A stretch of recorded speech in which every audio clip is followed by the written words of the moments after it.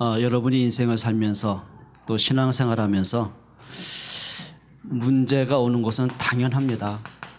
여러분 앞으로 기도하실 때 하나님 문제 없게 해주세요 그렇게 기도하지 마세요. 문제는 당연히 옵니다. 그런데 중요한 게 있습니다.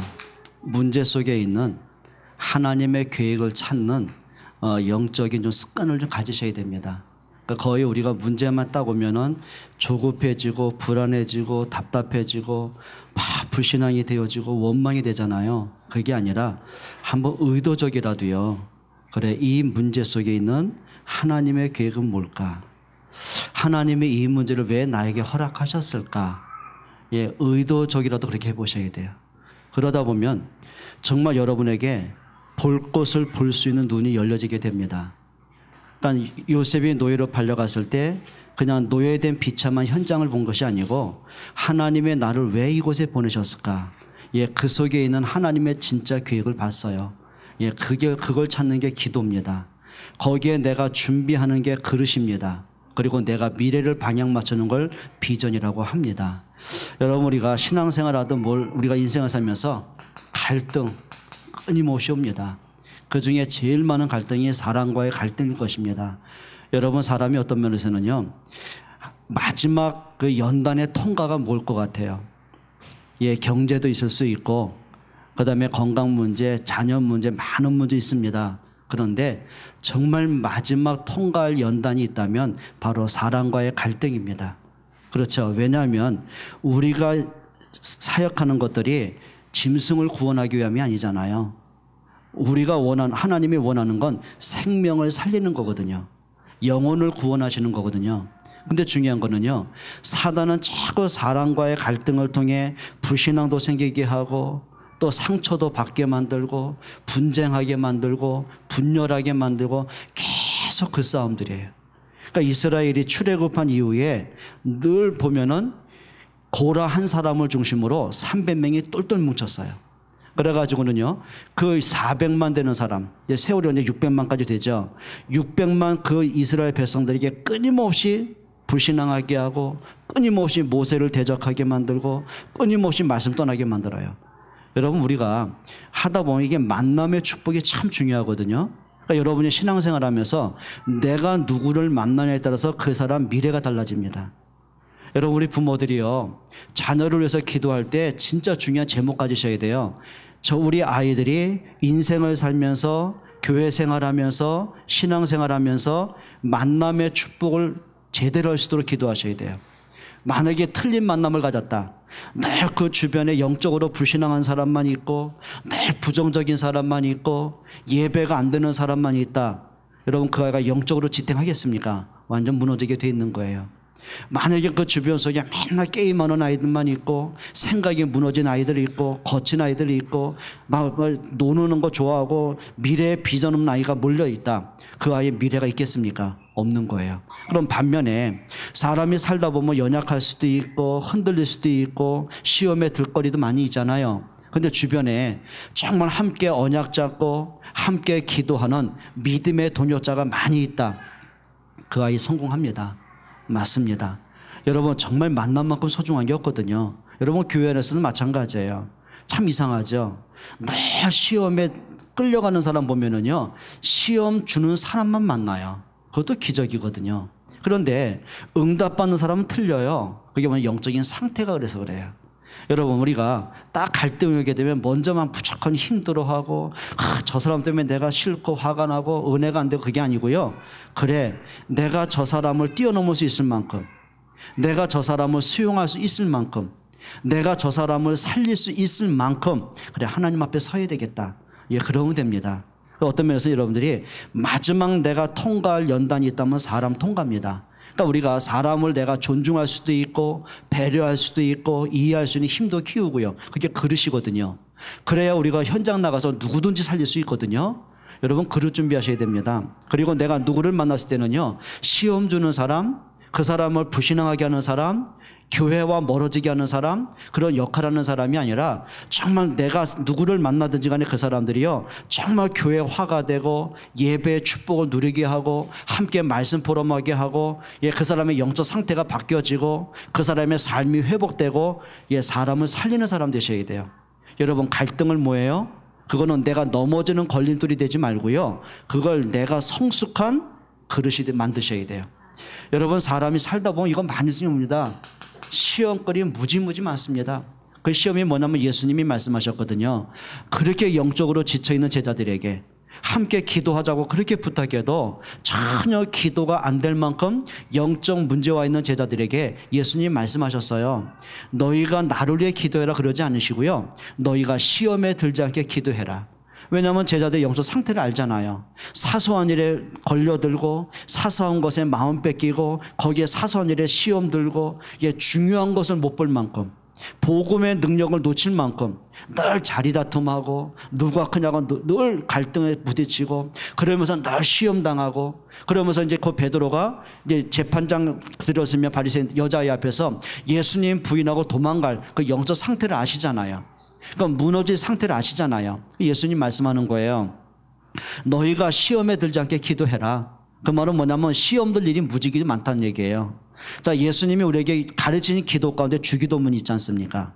그 중에 한 가지 중요한 게 있거든요. 너희 우리에게 시험에 들게 하지 마옵시고. 그래, 시험거리 무수히 많다. 사람을 통해 오던 시험이든 자신의 영적 문제 스스로 걸려드는 시험이든 사단이 주는 템테이션이든 갖가지 시험거리가 있다. 그런데 중요한 것이 있다. 시험은 올 수 있지만 시험에 빠지지는 말아라. 시험 올 수 있어요. 근데 시험에 빠지면 안 돼요. 그렇죠. 예를 들면 내가 길을 가는데 새가 내 머리에다 날아가다가 실려할 수 있어요. 똥 쌀 수 있어요. 근데 중요한 거는 새가 내 머리에 둥지를 틀면 안 되잖아요. 이해가 되십니까? 여러분, 문제 올 수 있습니다. 근데 거기에 문제에 빠져가지고 막 복음도 잃어버리고 예배가 안 될 만큼 막 무너질 만큼 시험에 빠져 있으면 안 돼요.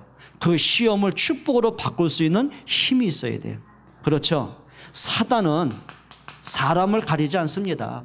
어리다고 조금 주고 그러지 않습니다. 어린아이들을 처참하게 무너뜨리려고요, 사단은 문화를 동원하고 있습니다. 요즘 보니까 참 안타까운 게요, 세상에 한 번은 지난주에요, 이게 가는데 어떤 아이가 유모차 타고 가요. 유모차 탔단 말은 어린 거 아닙니까? 기껏 해보니까 한 2살 됐어요. 여자아이인데 신나게 스마트폰 갖고 있더만. 그 손놀림이 보통이 아니에요. 와, 쥐가 들어가서 자꾸 이렇게 지가 게임도 하고 DMB도 보고 다 해요. 제가 일부러 한참 따라갔다니까요. 그거 보고 깔깔하고 웃고, 엄마는 그거 보고 또 아이고 우리 애가 기계에 대한 발달 능력이 있다고. 영적 문제 옵니다. 요즘 계속 뉴스에 나오지 않습니까? 스마트폰에 노예된 아이들, 정서적인 문제 오고요, 그 다음에 아이들이 거기에 빠져 있다 보면은요, 지능 발달에 문제 오고요, 문제 오게 돼 있고요, 성격 장애 오게 돼 있다니까요. 자, 거기에 맞들리는 아이들이요, 보니까 게임 재밌거든요. 어릴 때부터.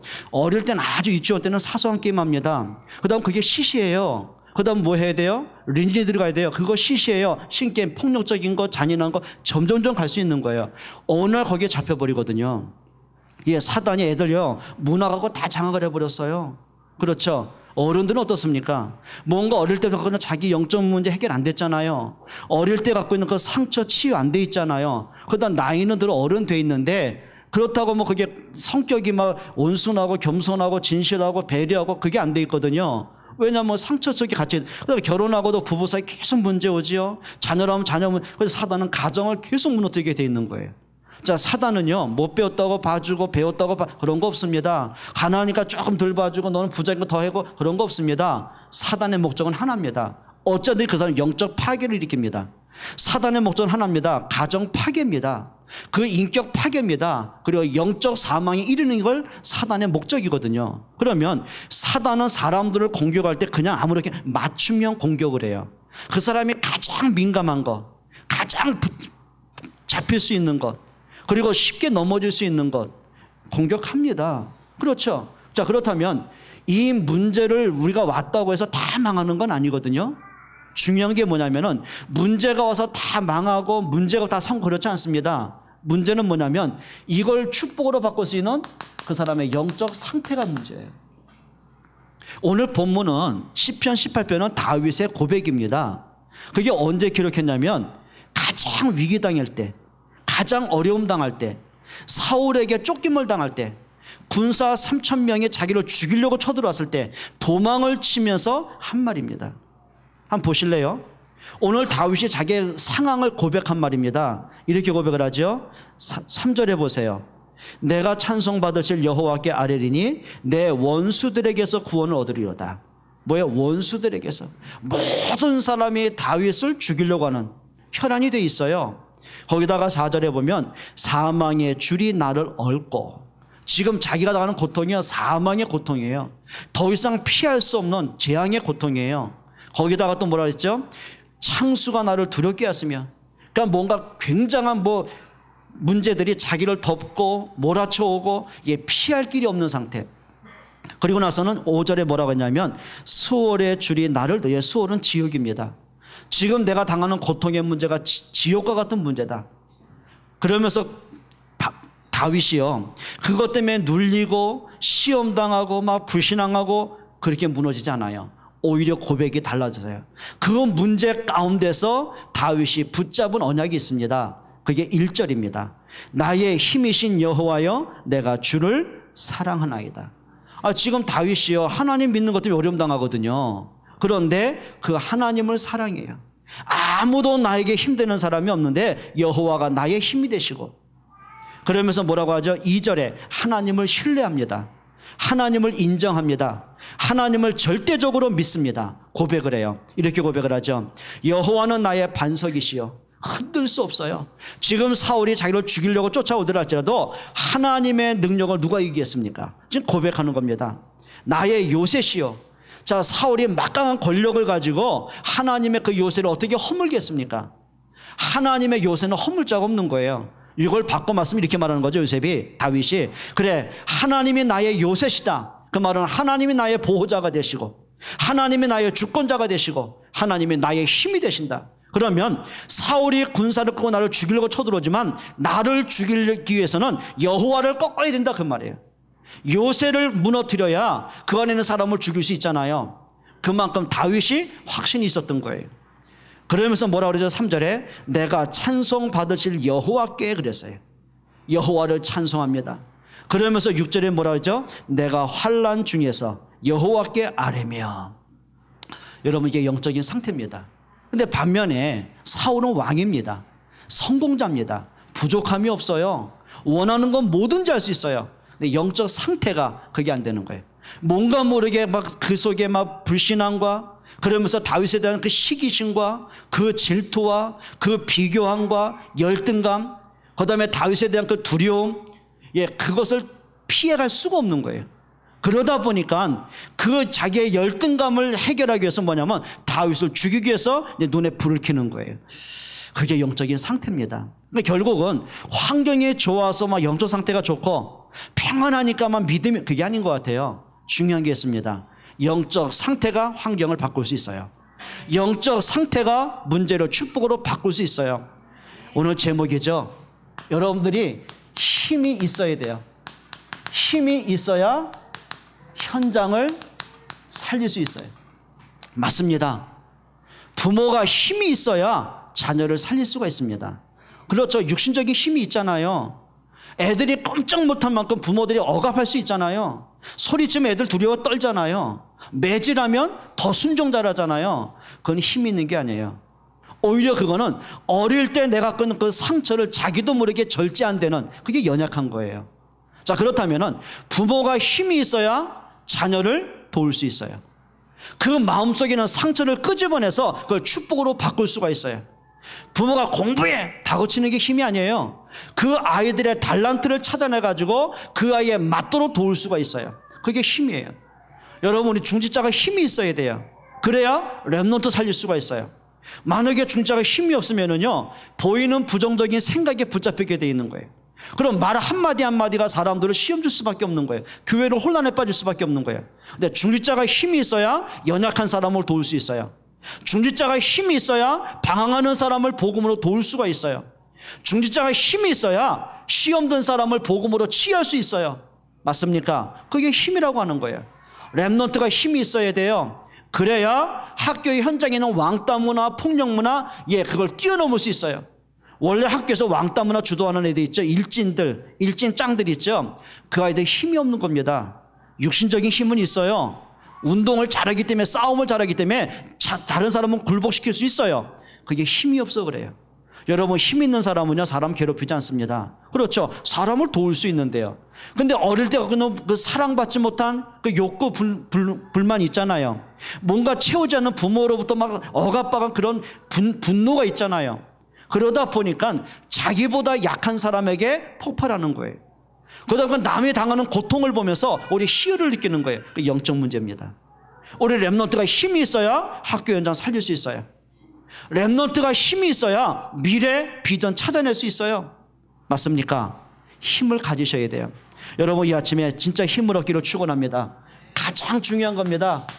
여러분, 오늘은 여러분들이 개인이 힘을 얻으셔야 됩니다. 개인이 힘을 얻으셔야 돼요.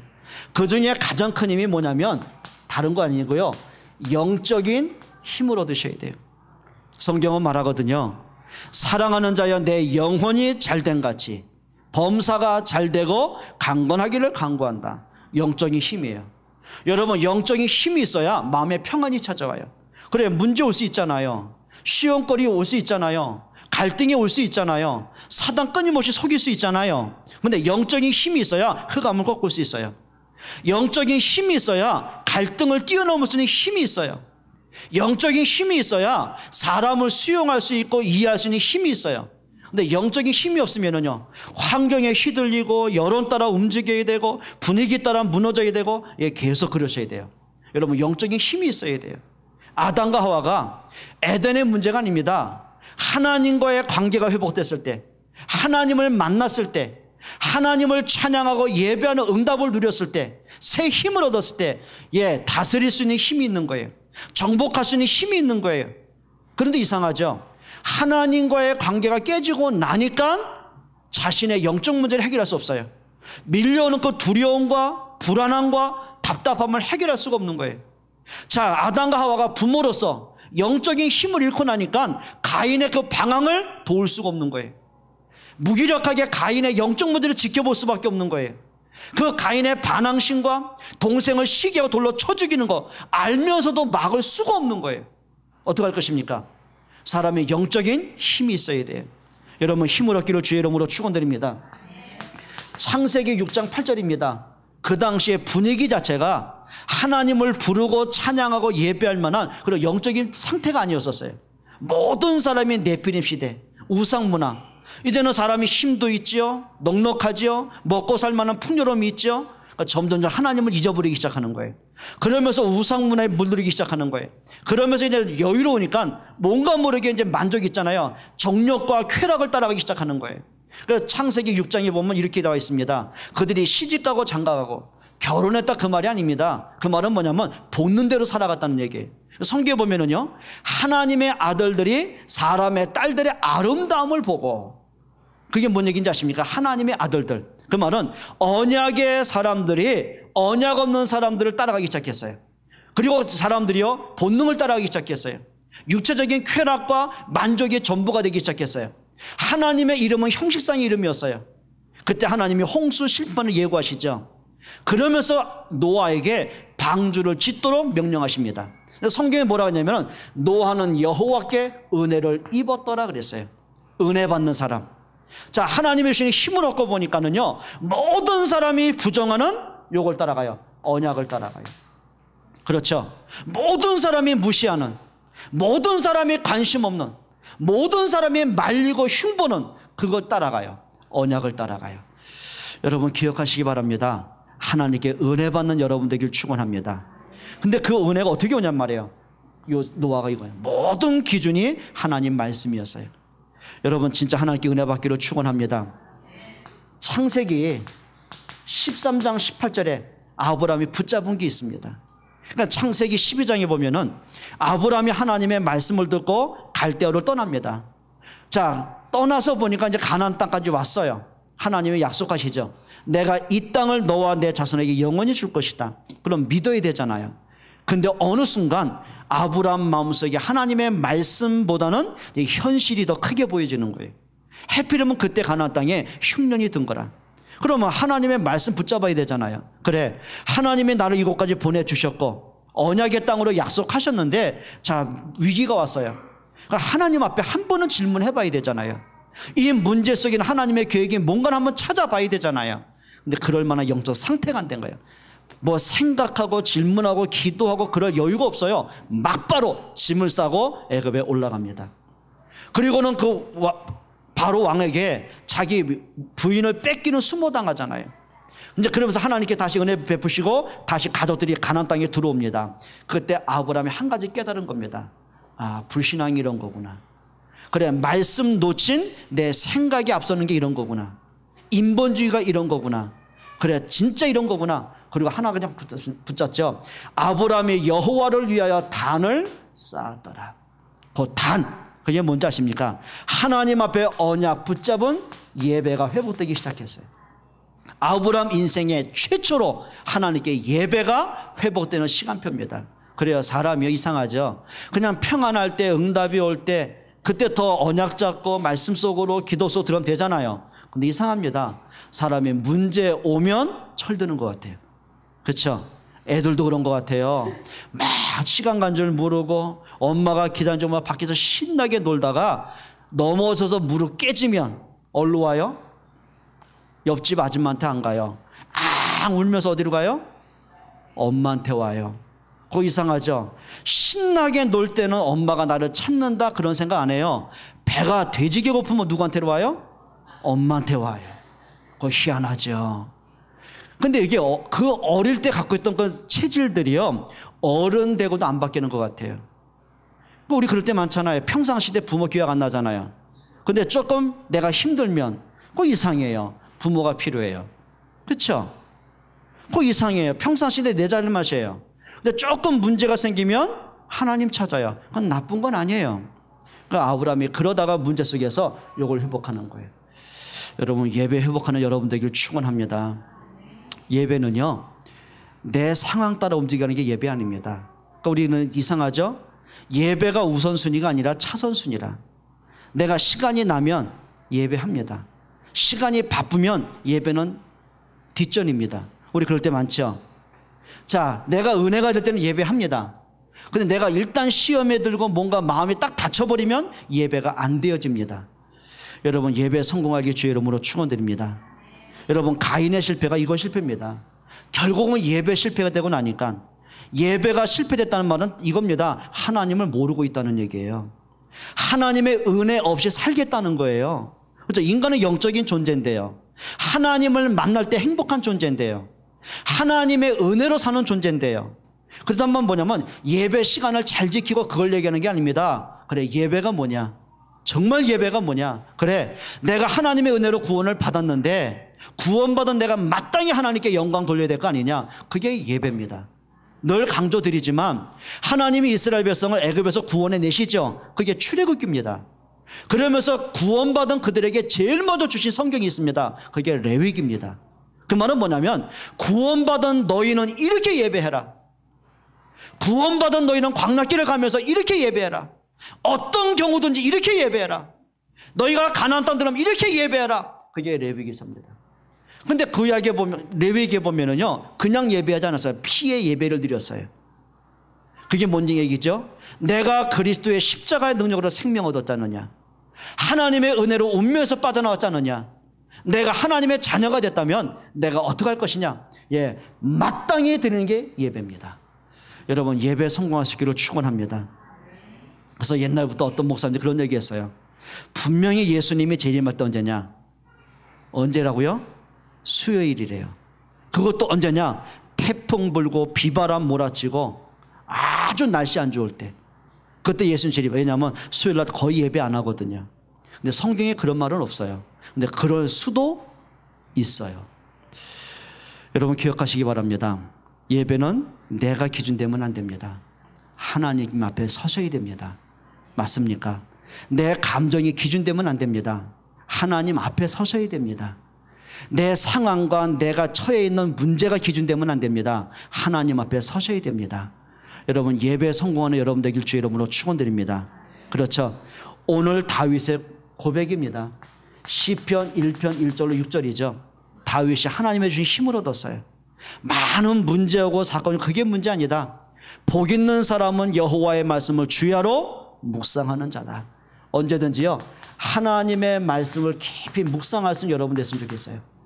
오늘 받은 말씀 그냥 끝나지 마시고요, 일주일 동안 그 말씀을 붙잡고 내가 하나님 앞에 물을 수 있는, 하나님 앞에 기도할 수 있는 영적인 회복이 되길 주의 이름으로 축원드립니다. 여러분이 말씀을 묵상할 때요, 하나님 내 여러분 영혼의 지혜를 주세요. 마음에 깨닫게 하세요. 내 양심을 깨닫게 하세요. 때로는 사건을 통해서 진짜 중요한 걸 보게 만드세요. 여러분, 말씀을 묵상하기를 축원합니다. 다윗은 이렇게 말했습니다. 주의 말씀은 내 발의 등이요 내 길의 빛이니이다.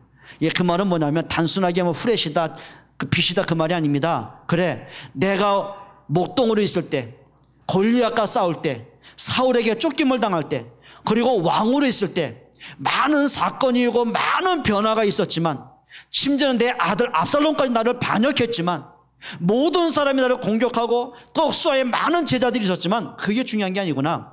변하지 않는 게 하나가 있다. 어떤 경우, 어떤 문제, 어떤 사건에서도 내가 붙잡고 따라갈 게 있다. 그게 주의 말씀이다.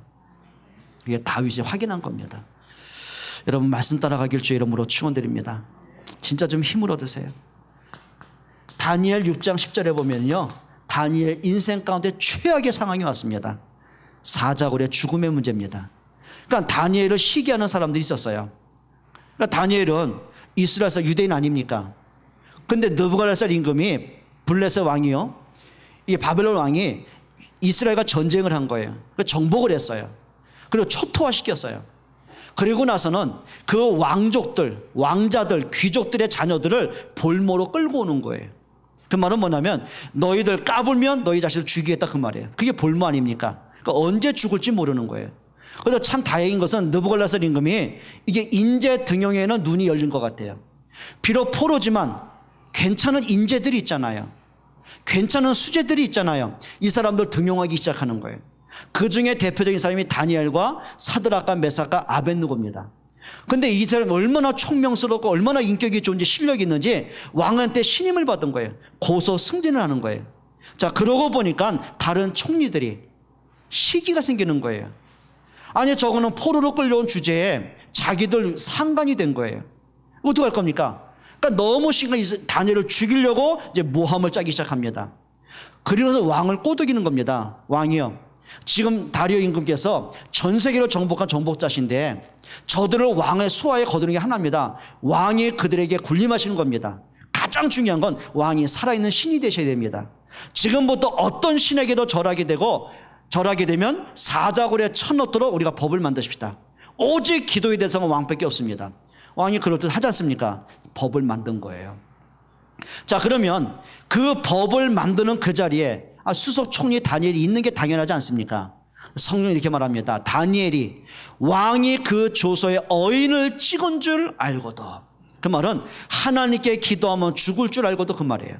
그리고 자기 집에 돌아가서는 하루 3번씩 하나님께 감사하며 기도하기 시작했어요. 여러분, 우리가 이럴 때 있습니다. 선택을 할 때 참 많습니다. 여러분, 언제든지 믿음의 선택을 하시길 축원합니다. 그래요, 다 양보한다 할지라도 생명 걸고 지킬 게 있어요. 여러분, 언제든지 하시기 바랍니다. 하나님의 언약 붙잡은 기도에 힘을 얻으세요. 응답은 하나님이 하십니다. 문제는 하나님이 바꾸십니다. 사람은 하나님이 바꾸십니다. 여러분 인생 가운데 하나님이 함께 하시는 응답을 누리시기를 축원합니다. 힘을 좀 얻으셔야 돼요. 자, 예레미야가 갑자기 낙심을 해요. 예레미야 33장 1절로 3절입니다. 갑자기 감옥에 가게 되고 죽음에 대한 두려움을 겪게 되죠. 그때 하나님이 야, 걱정하지 마, 내가 너 건져줄게, 그런 말 하시지 않았어요. 근본을 약속하셨어요. 예레미야야, 이 일을 행하는 건 네가 아니다. 이 일을 행하는 이는 여호와시다. 그 일을 지어서 성취하는 분은 분명히 여호와시다. 네가 한 가지 할 게 있다. 너는 내게 부르시더라. 내가 내게 응답하겠고 네가 알지 못하는 크고 비밀한 걸 보일 것이다. 예, 하나님을 아는 여러분 됐으면 좋겠어요. 여러분 하나님의 능력을 아는 여러분 되었으면 좋겠어요. 하나님을 신뢰하고 하나님을 인정하고 하나님을 믿는 여러분 되면 좋겠어요. 여러분 하나님을 누리는 기도하기를 축원합니다. 제일 중요한 거죠. 사도행전 9장 22절에 보면 사울이 핍박자 아닙니까? 다메섹에서 그리스도를 만납니다. 사울이 그리스도를 만난 이후에 모든 가치관이 바뀌었어요. 종교관, 인생관, 가치관, 사명관이 완전히 바뀌어요. 그리고 하는 말입니다. 핍박자 바울이 오히려 전도자가 됐어요. 언제 한지 아십니까? 사울이 힘을 더 얻어 예수는 그리스도라 밝히 증거하니라. 언제 힘이 왔어요? 세상에서 오는 힘이 아닙니다. 많은 지식으로 오는 힘이 아닙니다. 그 바리새인이고 유대인에 관한 지금 말하는 국회의원이거든요. 그 권력에서 오는 힘이 아닙니다. 예수가 그리스도의 힘을 발견할 때 오는 영적인 힘이 있었어요. 사도행전 3장 6절입니다. 날 때부터 안진뱅이, 태어나는 자체가 운명에서 태어나는 영적 문제에 눌린 안진뱅이, 그것도 거지였어요. 자, 영적 문제, 정신 문제, 육신 문제, 삶의 문제 다 터졌어요. 그때 베드로가 그 안진뱅이에 다른 거 얘기하지 않습니다. 내게는 은과금이 없다. 내게 있는 것으로 너에게 주노니 곧 나사렛 예수 그리스도 이름으로 걸으라. 너무 감사하죠. 그 안진뱅이 인생에게 그리스도의 이름이 들어갔어요. 복음의 능력이 체험됐어요. 그때 3장 7절 8절 이렇게 말합니다. 안진뱅이가 다리에 그 발과 발목에 힘을 더 얻어 성전으로 뛰어들어가 하나님을 기뻐 뛰며 찬양하니라. 언제 영적 문제 끝났습니까? 언제 마음의 평안이 회복됐습니까? 언제 삶의 저주가 끝이 났습니까? 그리스도가 고백이 될 때예요. 여러분 복음의 능력 체험하는 여러분 되길 축원합니다. 하셔야 돼요. 오늘부터 하세요. 하나님이 주시는 진짜 힘을 좀 얻으세요. 여러분 육신적인 힘은요 밥을 먹어야 되잖아요. 그런데 아무리 진수성찬을 먹어도요 마음의 평안은 채울 수 없어요. 그렇죠? 여러분 아무리 내가 많은 재물을 갖고 있고 아무리 대궐 같은 집에 산다 할지라도 마음의 평안은 찾아오는 게 아니에요. 자주 말씀드리지 않습니까? 여러분이 돈이 많다면 좋은 집 살 수 있습니다. 근데 그 집에 꼭 필요한 건 사랑과 행복과 가족 간의 신뢰는요 돈으로 살 수 있는 게 아니에요. 돈만 있다면 좋은 침대 사지요. 근데 돈 갖고 잠은 사겠습니까? 좋은 돈만 있다면 명품 몸에 걸치지요. 근데 건강을 돈으로 사겠습니까? 그래 돈만 있으면 좋은 학원, 좋은 대학 애들 보낼 수 있겠죠. 근데 돈 갖고 자녀들의 미래를 살 수 있습니까? 없는 겁니다. 복음이 들어가야 됩니다. 진짜 은혜 받기를 축원합니다. 근데 대다수의 사람이요 이게 우선순위가 안 바뀌는 것 같아요. 뭐 알아요 이런 상황. 그래 우리 자녀들이 복음들. 근데 사람들의 진짜 욕심은 그게 아닌 것 같아요.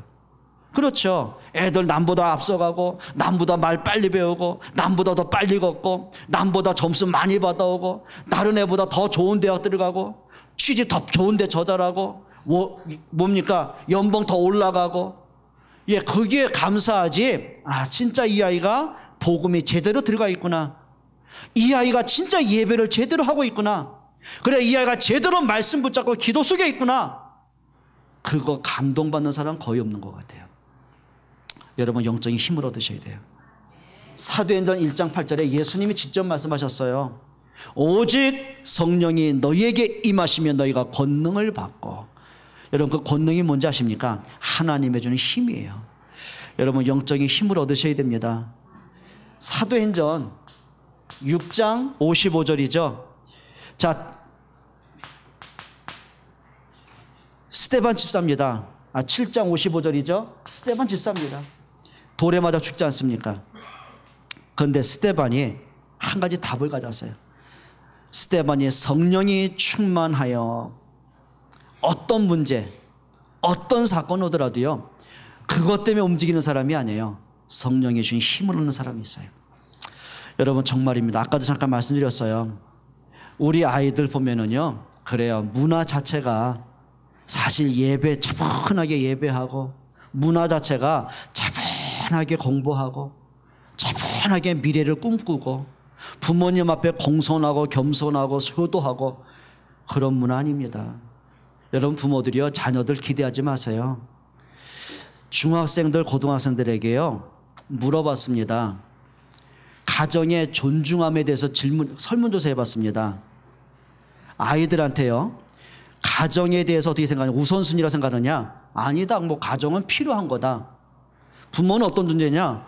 나를 낳았으니까 책임지는 존재다. 예, 싹수가 벌써 노래졌어요. 여기 있는 친구들 기대하지 마세요.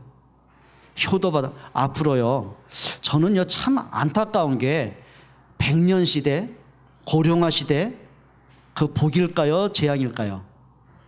예? 난 재앙이라고 봅니다. 이미 재앙시대 됐어요. 홀로 독거노인 많습니다. 실제로 젊은이들한테 물어봤습니다. 설문조사 했습니다. 당신이 결혼하면 부모님이 아무 힘 없을 때 같이 살 거냐? 같이 살지 않겠다가 65%가 나왔어요. 이 중에도 있을 수 있어요. 자, 거기다가요, 고령화 시대. 자, 예를 들면 정신이 멀쩡하고 치매 안 걸리고, 경제적인 능력이 많고, 그리고 뭔가 나이가 한참 많아서 80, 90이 넘어가도 사회적으로 뭔가 앞서가는 뭔가 힘이 있고, 그러면 괜찮아요. 그런데 그 반대라면, 여러분 요즘에는요 30대 치매 환자 굉장히 많습니다. 참고로 누가 치매 걸리게 해요? 단순한 사람. 여러분 치매 그 치료방 가면은 그 복지관 주로 뭐예요? 손가락 운동 많이 하잖아요. 수도 넣고. 손가락 하세요. 하세요. 오늘부터 연습하세요. 진짜 워드 많이 치세요. 컴퓨터 치세요. 자, 그러면 60 넘어 70까지 치매 왔다. 돈 없다. 가족들은 막 젊으니까 일한다고 바쁘고 놀러 간다고 바쁘고 손주들은 공부한다고 바쁘고 찾아오는 사람 없다. 외롭다. 능력은 없다. 과연 축복일까요? 재앙일까요? 재앙입니다. 준비하셔야 됩니다. 여러분 그걸로 비관적으로 보라는 게 아닙니다. 근데 반면에 진짜 복음 가진 노인분들, 정말 렘넌트에 대한 가슴 가지고 마지막 죽을 때까지 사명을 갖고 있는 노인분들, 그분은 행복한 사람일 거예요. 여러분 복음으로 노후 준비하시기를 축원합니다. 진짜예요. 금방 온다니까요. 아, 여러분 우리 어른들이요, 저는 어릴 때요 빨리 어른 되고 싶었어요. 진짜 초등학교 1학년 때. 왜? 이유는 하나입니다. 성공한다 그게 아니라 결혼 빨리 하고 싶어가지고요. 근데 해보니까 그것도 아니더만. 그래서 저는 초등학교 1학년 때요 우리 담임 선생님을 굉장히 사랑했어요. 어느 정도 사랑했냐면요, 초등학교 딱 들어갔더니 선생님이 미션을 주셨어요. 다음 일주일 후에 반장을 뽑겠대요. 그런데 받아쓰기 100점 한 사람 1등을 뽑겠대요. 근데 그때 당시는, 지금은 다 뭐 한문 한글 다 띄고 오지만 영어도 잘하잖아요. 근데 그 당시에 자기 이름 쓰는 애도 몇 명 안 됐어요. 얼마나 그렇게 계시겠습니까? 그래가지고 그때 3명인가가 100점짜리 나왔어요. 지금도 내가 상처가 너무 커 지금도 기억해요. 또렷이 기억해요. 3명이 그 중에 하나가 저였어요. 저는 내가 짝사랑하는 선생님 나를 반장 시킬 줄 알았어요. 근데 안 시키고 100점 안 맞은 애를 반장으로 임명하더라고요. 그때 첫사랑이 깨졌어요. 환상이 무너졌어요. 그분이 처녀냐? 아니요. 50대 대신 아줌마였어요. 좋더라고요. 좋더라고요. 자, 그런데요, 지금 결혼하고 싶었는데 결혼했잖아요. 나이가 50대 중반으로 가잖아요. 빨리 갑니다. 어느 날 보면 저 은총이 언제가 아빠 사윗감입니다 인사하겠죠. 어느 날 보니까 응애하고 손주 태어나겠죠. 어느 날 보니 아유 빨리 가요. 금방 갑니다. 우리 박찬호님 50대 중반이요. 늙은 할매요 지금. 금방 70대요. 여러분 진짜 우리가 복음 준비 안 되면은요 미래 없습니다. 여러분 복음으로 승리하시기를 축원합니다. 정말입니다. 힘을 얻는 길 하나입니다. 복음 가진 바른 생각을 하는 거예요. 지난달이죠. 우리 요셉이가 주일날 예배 참석해서 이제 하사관으로 간부 아닙니까? 그래서 내가 농담으로 야, 자식아 너가 막 군인이 똑바로 격리하고 신고해야 될 거 아니야? 신고했더니 저 그래도 간부인데요 그러더라고요. 내가 눈치했지. 그래, 군 간부가 방위 출신한테 무슨 격리입니까? 이제 그 말이요 이제. 이 끝까지 인사 안 하는 거 있죠. 개기고 똑바로 서더니 막 이러고 개기는 거 있죠. 속으로 내가 그래, 네가 평상시에 네가 나를 방해 출신하고 네가 무시하고 있었구나. 그래, 저놈의 자식이 말이야 평상시에 목사님 존경합니다, 사랑합니다, 목사님 세계복음 내가 발판되게 했습니다. 다 가짜구나. 그거 립싱크구나. 그거 립서비스구나. 이게 그래 네 본심 나를 그렇게 무시하고 있었구나. 제가 그래야 됩니까? 예, 압니다. 저는 저 아이가 나를 너무 친근하게 생각하고 있구나. 그러다 보니까 저렇게 서슴없이 허물없이 농담을 하고 있구나. 참 감사하다. 그게 맞는 거예요. 여러분 앞으로 하셔야 됩니다. 생각을요 가장 상식적으로 하세요. 왜 그렇게 오해들을 많이 하는지요. 왜 그렇게 자기 생각이 많이 갇혀 있는지요. 여러분 부모가요 상식적인 부모가 되셔야 됩니다. 그렇지 않으면요 군림하게 되어 있습니다. 그렇지 않으면 뭔가 모르게 아이들에서요 폭언하게 되고 폭력을 가게 되어 있습니다. 여러분 상식이 돼야 되거든요. 우리 랩런트들이 상식이 있어야 됩니다. 그게 뭔지 아십니까? 그게 가장 기본적인 겁니다. 그래 내가 학생인데 내가 언제까지 게임에 미쳐 있어야 되느냐. 내가 학생인데 언제까지 내가 텔레비 앞에 내가 이렇게 앉아 있어야 되느냐. 참 내가 무능하구나. 그래 나는 학생이다. 예, 그 생각이 뭐냐면 상식입니다. 맞습니까? 가장 기본적인 거예요. 여러분 상식적인 생각을 갖기를 축원합니다. 여러분 상식적으로 생각하면요 오해될 게 없고 시험 들 거 없어요. 그런데 이거 있어야 돼요. 뭐가 있냐면 상식 이상이 되셔야 돼요. 그게 성공하는 사람입니다. 자 상식이다 말은요 보통적인 거예요. 근데 상식 이상은 뛰어난 사람이에요. 그릇이 큰 사람이에요. 옆에 분에게 인사하세요. 우리 상식 이상이 됩시다. 되셔야 돼요. 여러분 중지자가 상식적인 생각을 가져야 돼요. 그래 내가 지금 이 말을 하게 되면 이 랩런트가 이 성도가 과연 복음으로 더 뿌리 내릴 수 있을까? 내가 지금 이 말을 이 사람과 나눌 때 이 사람이 과연 교회 중심으로 예배 성공할 수 있을까? 아니면 이것이 이 사람의 올무가 될 수 있을까? 예, 잠깐만 생각하면은요 절제할 수 있습니다. 그렇죠? 그게 상식입니다. 맞습니까? 여러분 우리가 정말입니다. 생각만 바르게 해도요 여러분 가정에 있는 문제, 삶의 문제요 95% 이상은 다 끝납니다. 그렇죠? 인간관계 문제요 생각만 바르게 하면 끝납니다. 예를 들면 사기당하는 사람은 생각이 무너져서 그래요. 생각 바르게 하면 돼요. 그렇죠? 사람하고 늘 갈등이 있다. 생각이 늘 오해된 생각, 편협적인 생각, 뭔가 사람을 배려하지 못하는 연약한 생각 있어요. 그러다 보니까 갈등 오는 겁니다. 여러분 생각을 강하게 하셔야 돼요. 생각을 건강하게 하셔야 돼요. 생각을 가장 바르게 하셔야 돼요. 그래야 이 문제 끝납니다. 그래 문제 왔어요. 요셉이요 상식 이상의 생각이었어요. 그래 형들이 판 건 맞아요. 그런데 그것까지도 이게 하나님 방법이구나. 예, 상식 이상입니다. 그래야 진짜 응답이 옵니다. 맞습니까? 그래 우리 학생들이 나는 학생들 공부해야지. 그건 상식입니다. 근데 내가 왜 공부해야 되느냐?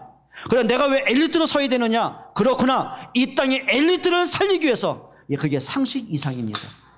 그래 내가 직업이면 내가 최선 다 일해야 되겠다. 그건 상식입니다. 다윗이 내가 목동이면 어떻게 할 것이냐? 상식입니다. 잘한 겁니다. 양 한 마리 잃어버리지 않았습니다. 그건 상식입니다. 게으름 되겠습니까? 근데 그 이상이 있었어요. 시편 78편 70절 72절 그 정도가 아니죠. 성경에 보면은 여호와의 백성을 치듯이 양을 쳤다고 그랬어요. 그 말은 뭐냐면 그래 하나님이 나에게 왕으로 기름을 부으셨다. 그럼 내가 단순한 목동이 아니다. 왕의 그릇을 준비하는 시간표다. 상식 이상입니다. 좀 여러분 좀 멋있기를 축원합니다. 아멘. 정말 그랬으면 좋겠어요. 여러분 하세요. 믿음의 도전을 하세요. 개인이 힘을 얻습니다. 그리고 하나만 더 부탁드린 거는요 하나만 하세요. 오늘부터 기도의 골방을 가지세요. 요셉은 노예로 있으면서 이거 놓치지 않았어요. 다니엘 양을 치면서 기도의 행복한 시간을 놓치지 않았어요. 다니엘 정치하면서 사자굴의 위기가 왔을 때 언제든지 기도의 골방은 놓치지 않았어요. 초대교회 그들이 언약을 붙잡고 기도에 전혀 힘쓰니라 기도의 골방을 놓치지 않았어요. 여러분 모든 문제를 바꾸는 힘이 있습니다. 기도의 힘을 가지셔야 돼요. 여러분 자녀의 미래를 축복으로 바꾸는 길이 있습니다. 부모의 기도는 자녀를 축복으로 만들 수 있어요. 그렇죠? 자 부모가 자녀를 기도로 키운 자식은요 절대 망하지 않습니다.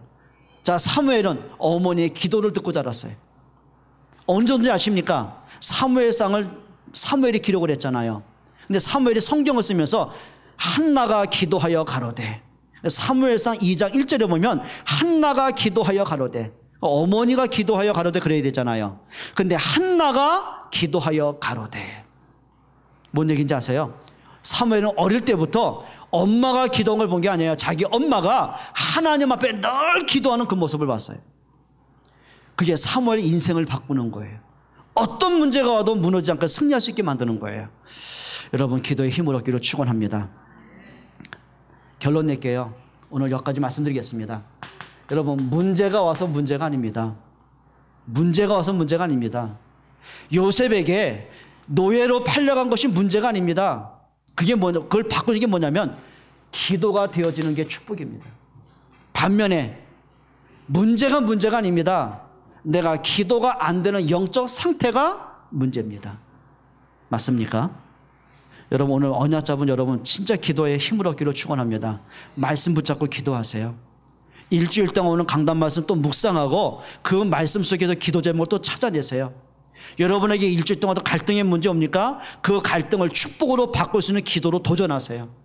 여러분이 또 오해가 되고 시험 드는 문제가 있습니까? 뭔가 예배가 안 될 만큼 낙심할 문제가 있습니까? 그걸 믿음에 도전하면서 기도에 힘을 얻으세요. 맞습니까? 자녀 때문에 걱정이 되십니까? 정말요, 염려 버리고요, 하나님 앞에 믿음의 기도를 회복하세요. 여러분, 건강에 문제 있습니까? 예, 정말 내가 복음 때문에 이제는 세계 복음을 해야 되는데 하나님 내게 건강에 축복을 주옵소서. 예, 기도하시면 돼요. 그러니까 지난번에 어떤 집사님이 그 음식 보니까 늘 보니까 밥하고는 관계가 없어요. 애들처럼 맨날 뭐 과자 먹고 간식 먹고. 이 자리에 계시면 내가 이쪽 보지만 이쪽에 있어요. 집사님, 이제는 우리가 복음 가졌지 않았느냐? 집사님, 우리 살 때 이제 남은 생에 복음에서 살아야 되는데 이제 복음 듣고 빨리 죽으면 억울하지 않느냐? 분명히 40 넘어 50 전에 문제 올 것 같다. 제대로 음식 문화 바꿔라. 그러니까 지금 도전하고 계세요. 막 바꾸고 계세요. 요즘 뭐 좀 뭔가 회복이 되고 있어요. 내가 이쪽 보면 이쪽에 앉아 있거든요. 그래, 내가 그동안 너무 삶을 철없이 살아왔구나. 이제 내가 복음만 해서 내가 도전해야 되겠다. 그게 기도입니다. 학생들이 하나님 점수 잘 받게 그 기도하지 마시고요. 하나님, 내가 공부할 수 있는 영적인 상태, 내가 정서를 만들어 주세요. 내가 공부에 도전해서 힘을 주세요. 단순한 공부, 점수 때문에 하는 공부가 아니라 내가 복음 때문에 미래를 두고 공부에 도전할 수 있게 해주세요. 기도하셔야 돼요. 맞습니까? 옆에 분에게 인사하십시다. 기도의 골방을 가지세요. 기도하겠습니다. 하나님께 감사를 드립니다. 우리에게 복음 주신 하나님께 감사를 드립니다. 우리에게 복음의 능력이 사실적으로 고백이 되고 체험되고 누려지기를 원합니다. 오늘도 하나님의 말씀이 마음에 새겨지기를 원합니다. 한 주간 동안 문제를 축복으로 바꿀 수 있는 영적인 힘을 더하여 주옵소서. 가정의 재앙과 가문의 저주를 꺾을 수 있는 힘을 더하여 주옵소서. 현장 속에 많은 사건들, 많은 문제, 많은 갈등을 축복으로 바꿀 수 있는 영적인 힘을 더하여 주옵소서. 하나님 앞에 집중할 수 있는, 하나님 앞에 깊은 기도가 될 수 있는 기도의 골방을 갖게 하여 주옵소서. 예수 그리스도의 이름으로 기도합니다. 아멘.